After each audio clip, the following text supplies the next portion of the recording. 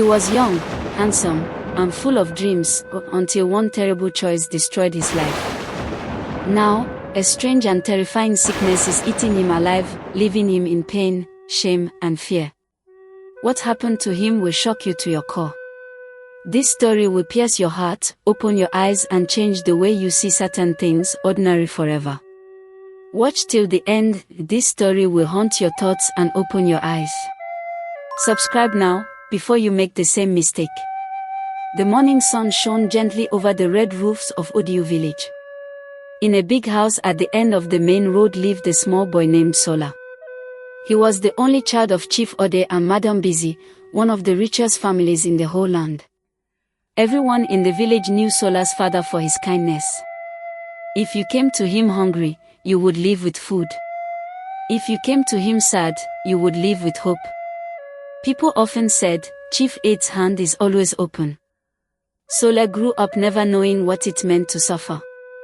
His father's compound was always full of laughter, music, and the smell of hot yam pottage. Every festive season, the poor would line up outside the gate, and no one left empty-handed. But one rainy evening, everything changed. Chief Ode and his wife traveled to the city for an important meeting. On their way back, their car skidded off the wet road and crashed. News reached Odiu village that both of them had died instantly. The sound of the crying that night could be heard across the hills. Sola, still a teenager, sat in the corner of the big sitting room, shaking.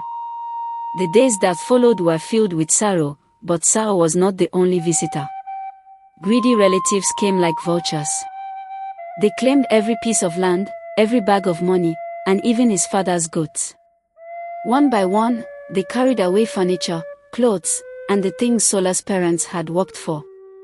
Soon, he was thrown out of his own home with nothing but the clothes he wore. He wandered the streets, sleeping in corners, and eating from leftovers. Somewhere far away, his childhood friend, Kana, had been calling him for years, asking him to visit him abroad. But Sola always refused.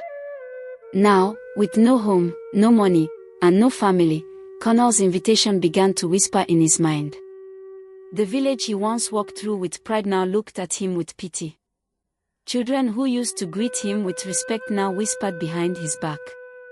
Some laughed when they saw his torn shirt. Others turned away quickly, as if his poverty would rub off on them.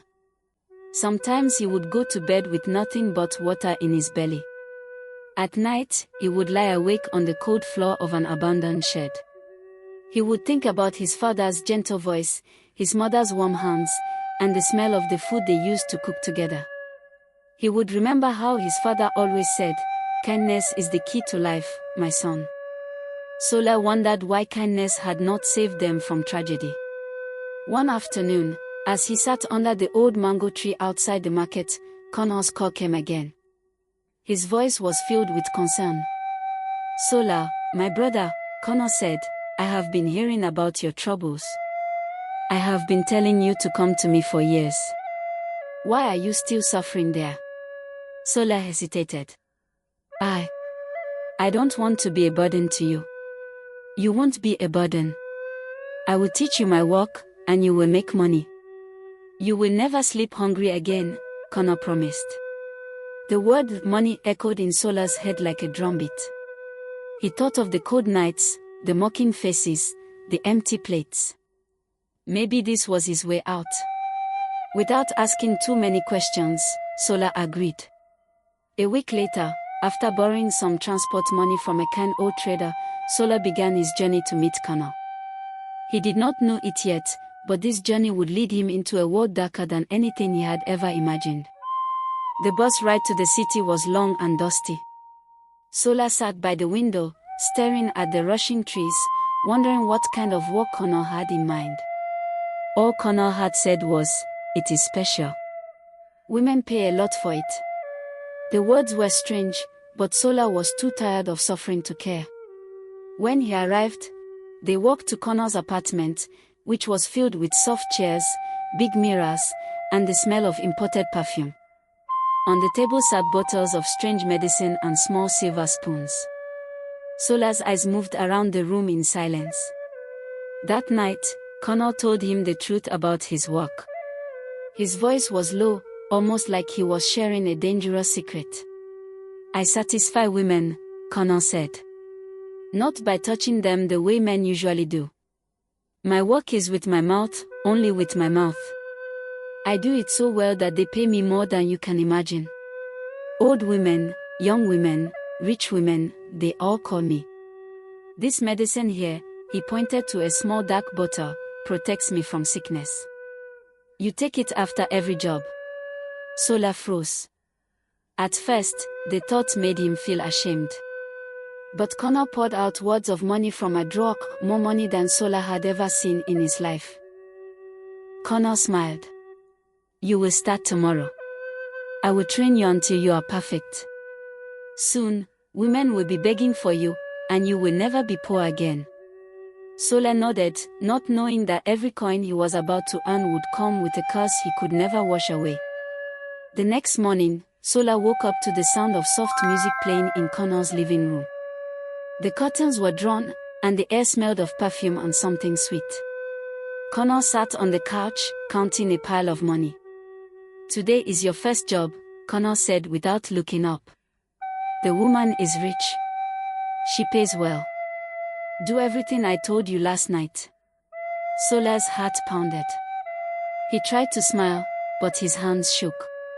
A little later, a car stopped in front of the apartment. A tall woman stepped out, dressed in bright lace and gold earrings. Her eyes scanned Solar from head to toe, and she smiled in a way that made him feel both nervous and trapped. Connor led her inside, offered her a drink, and then left them alone. Solar's mind screamed at him to run, but his body stayed still. The woman's voice was soft but commanding. "I hear you are good. Let's see if it's true." He remembered Connor's instructions, every detail, every move. When it was over, the woman handed him a thick envelope filled with cash. His hands trembled as he counted it. That was more money than he had earned in his entire life of carrying baskets and fetching water. When the door closed behind her, Connor clapped him on the back. "Well done, my brother. Now you understand why I told you to come." He handed Solar the small dark bottle of medicine. "Take this. Always take it after every job. Never forget." For weeks, Solar followed Connor's path. Different women came, some young, some old, some married, some not. They all paid well. Solar bought new clothes, good food, and even sent a little money to an old friend in the village. The shame in his heart began to fade under the weight of luxury. But one night, after a long day with 2 clients, he came home exhausted and forgot to take the medicine. He told himself he would drink it in the morning. By dawn, he felt a strange tingling in his mouth. His tongue felt heavy, but he thought it was nothing.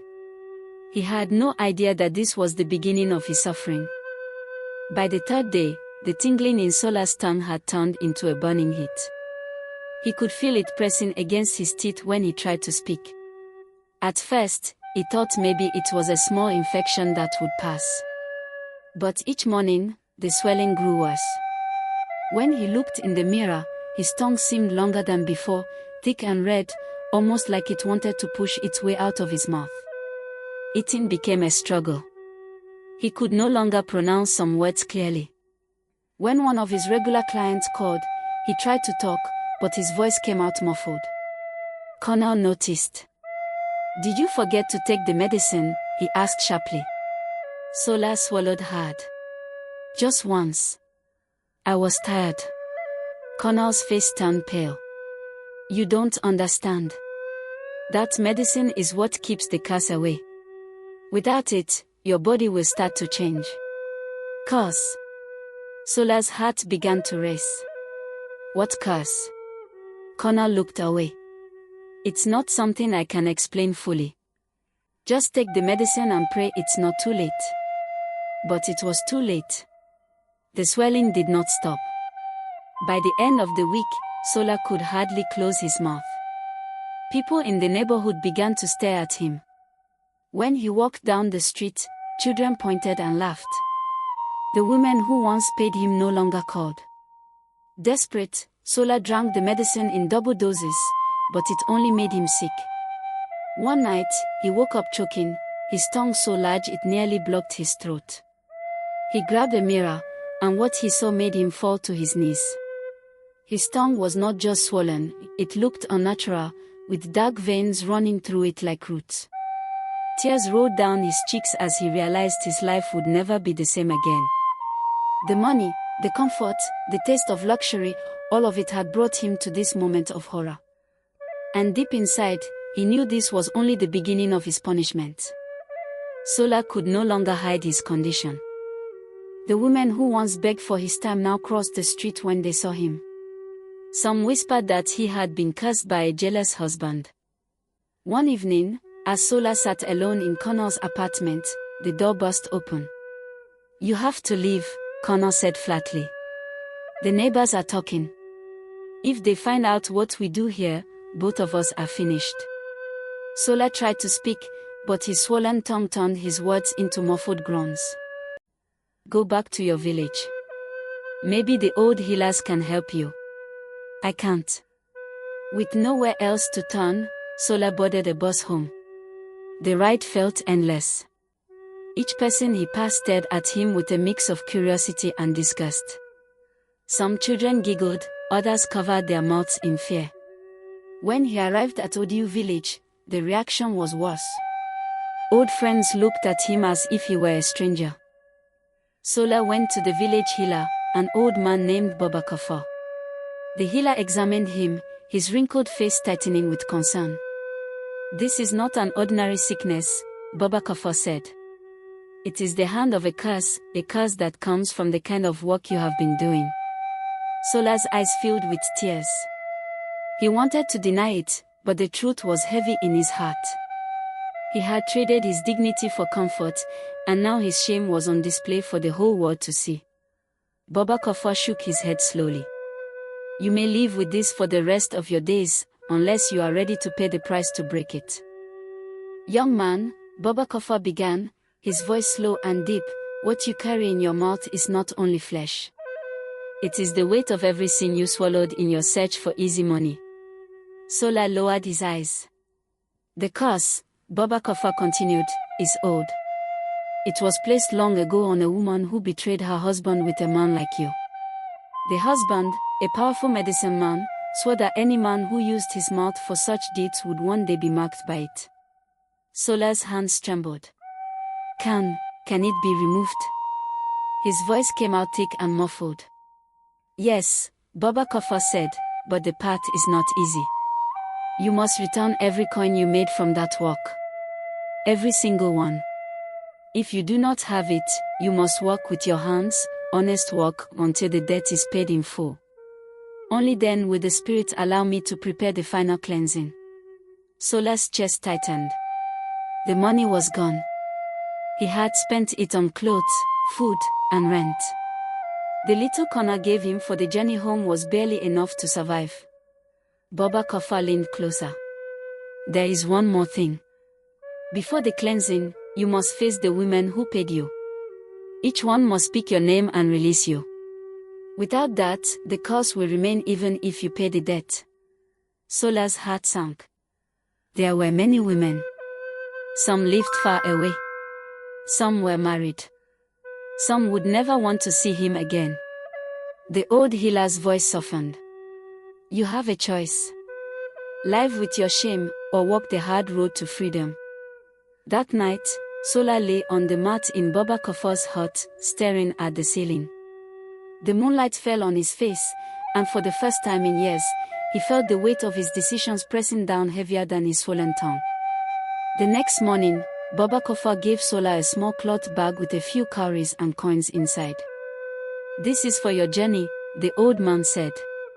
"It will not be easy, but if your heart is strong, the spirits will walk with you." Sola set out at sunrise, his head bowed to avoid the stares of villagers. Every step felt heavier than the last. His tongue ached with every movement, and strangers still turned to look at him in curiosity or disgust. His first stop was the nearby town of Itoro, where one of his former clients lived. She was a wealthy widow named Madame Ronk, known for her bright clothes and loud laughter. When Sola knocked on her gate, a housemaid opened the door and froze at the sight of him. "Who are you?" the maid asked. Before Sola could speak, Madame Ronk's voice called from inside, "Who is it?" Moments later, she appeared, her smile fading the instant she recognized him. "What happened to you?" she whispered, staring at his swollen tongue. "I came to return your money," Sola said slowly, his words thick and broken. "And to ask you to release me." Her eyes narrowed. "Release you from what?" "From the curse," he said, his voice trembling. A silence fell between them. Then Madame Ronk's face softened. She took the small coins from his hand and nodded. "I forgive you, Sola. May the spirits let you go." Sola felt a strange warmth in his chest, but it was quickly replaced by the weight of the long road ahead. Madame Ronk was only one of many. By the time he returned to Boba Kofor's hut that evening, his feet were blistered and his body ached. "This is only the beginning," Boba Kofor said quietly. "The ones who hate you will not make it easy." Sola lay awake that night, wondering how many doors would be slammed in his face before the curse would even think of loosening its grip. Sola woke the next morning with a sharp pain running from his jaw to his neck. His tongue felt heavier than ever, pressing against his teeth and making it hard to breathe. He tried to sip water, but some of it spilled down his chin. Boba Kofor examined him with a grave look. "The curse is tightening its grip. The longer it stays, the more it will grow. If it reaches your throat completely, you will not be able to eat or speak at all." Those words struck fear into Sola's heart. The thought of losing his voice forever made his chest tighten. Without his voice, how would he beg for forgiveness from the remaining women? That day, he set out to find 2 more women in a nearby town. His legs felt weak, but the fear of death pushed him forward. The first woman, a young tailor named Funk, opened her door and gasped at the sight of him. She was gentle and kind, taking the money from his shaking hands and speaking the release words Boba Kofor had taught him. But the second, a married woman named Dupe, was not so kind. She pulled him aside quickly, glancing around in fear that her husband might see. "Do you want to destroy my home?" she hissed. "Leave before you cause trouble for me." Sola begged her to speak the release, but she shoved the money back into his hand and pushed him away. By the time he returned to Boba Kofor's hut, his tongue had begun to ache in waves, each pulse of pain sharper than the last. He lay on the mat, clutching his jaw, and wondered if he would survive long enough to find the rest. That night, as the wind howled outside, he dreamt of his parents. They stood far away, their faces calm but sad, and though he tried to run to them, his swollen tongue dragged him down like a weight tied to his neck. When he woke, the taste of fear was still in his mouth. The road ahead was long, but now he understood, if he failed, this curse would not just take his voice. It would take his life. Boba Kofor stirred a pot of herbs over the fire, his face unreadable. "There are no shortcuts with the curse," he replied slowly. "But there is a dangerous path." Sola leaned forward. "Tell me." The old healer sighed. "There is a ritual that can call the spirits to find the women for you.